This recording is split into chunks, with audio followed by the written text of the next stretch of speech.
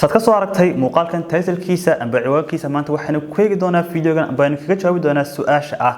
maxaa shirkadda Redmi mobilada ka dhigay kuwa qiimo ahaan jaban laakiin xagga tayada marka loo eego runtii aad iyo aad u fiican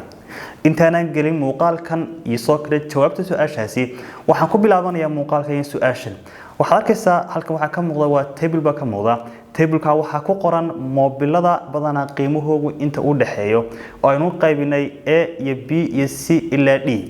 waxaad daba qaybta comment-ka nagu qori doontaa bal mobilka adigu siyataa qiimo ahaan inta u dhaxeeyo amba khaanada uu ku jiro markaad ka tixraacdo tablekan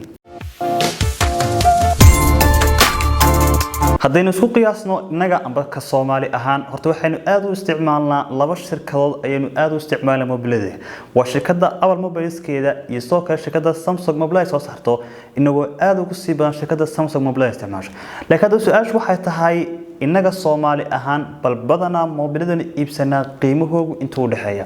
xataa tan ka soo hordhaco su'aasha horeyda ka weydiiyay aniga waxaan aaminsanahay in badana mobiladan iibsana qiimahoodu u dhaxeeyo $100 ilaa $300 wana badana mobilada loo yaqaano mid-range phones ama mobilada dhexdhexaadka amba qiimaha dhexe lagu iibsado hada su'aashu waxay tahay qiimaha aad ku rabto mobilka ah $100 ilaa $300 talow shirkadii ayaad kaga heli kartaa mobil tayo fiican leh qiimahana u qalma hadaba isku dayna ka jawno su'aashii ahayd maxaa ka dhigay mobilada Redmi kuwa qiimahan aad u jaban laakiin xagga tayada markay noqoto runtii aad iyo aad u fiican horta caadiyan shirkadda Redmi waxay ka mid tahay sub brands-ka amba shirkadaha hoos yimaada shirkadda weyn ee Chinese-ka ee Xiaomi la dhaho shirkadda Xiaomi waxay sheegtay sanadkii 2019 inay gaar u saari doonto shirkadda Redmi iyadoo waxyaabaha ugu muhiimsan amba istaraatiijiyada marka la eegana shayga ugu weyn ay ka lahayd uu ahaa in shirkadda Redmi ay awood saarto mobilada qiimahoodu uu yahay dhexdhexaadka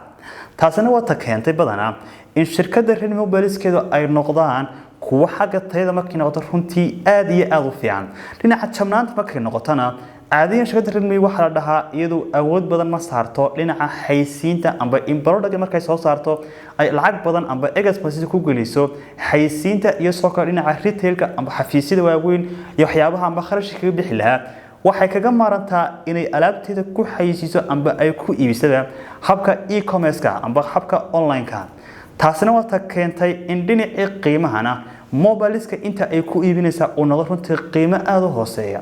astaamaha runtii markay noqoto mobilka Redmi-ga lagu yaqaan waxa ugu muhiimsan in design-ka mobiladu ay yihiin runtii kuwa aad iyo aad u qurux badan haday noqoto dhinaca dambe ee mobilka qaabka colors-ka ay isku dhexgeliyaan nidaamka design-ka kamaradu samaysan yahay iyo soo kale qaabka ay u ilaaliyaan ba in xajmiga mobilku uu noqdo runtii mid qarahaan dhuuban xagga culayska markay noqotana uu aad u fudud yahay waxa soo kale aad u sii muhiim dhinaca performance-ga amba shaqada qaabka uu qabanay mobilku ay ugu muhiimsan tahay RAM-ka iyo ROM-ka mobil iminka mobilka gacanta ku haya oo mobilka Redmi Note 10 Pro Max waxaad ku heli kartaa maruu yahay 128GB oo dhinaca maskaxda gudaha iyo maruu yahay 6 amba 8GB oo RAM haga chipset-kana ku jiro chipset-ka runtii aad u fiican una ciyaar chipset-ka hay 732G oo runtiisna chipset aad u fiican dhinaca mobil dhexdhexaadka markay noqoto waxa dhiga dad markaad u baahan tahay mobil 128GB 6 amba 8GB oo RAM leh batterigiisu runtii aad u fiican 5000 mAh wax ka badan uu yahay inaad ku hesho qiimo ka sareeya $300 laakiin mobilka qiimihiisu wuxuu yahay waa $290 oo lacag haddana eegno dhinaca software-ka ee shirkadda Redmi mobileskeeda oo tacaadi waxay naqaanaa in Xiaomi mobileskeeda ay isticmaalaan mobile orostek noociisu yahay MIUI-ga haddaba markaad mobilkaaga Redmi-ga soo qaadato ee home-ka timaado runtii waxa aad ku soo jeedana wuxuu noqon doonaa waa apps-ka ay karto qaabkii u sameeyeen qaabkaad u habeyn karto apps-kaaga iyo soo kale nidaamka aad u features dheeraad tusaalahaan oo kale dark mode-ka iyo light mode-ka qaabkaad u furan karto ee simple-ka nidaamka hadhow toole marka ay mobilkaaga notification ku soo galo qaabkeeda quruxda badan leh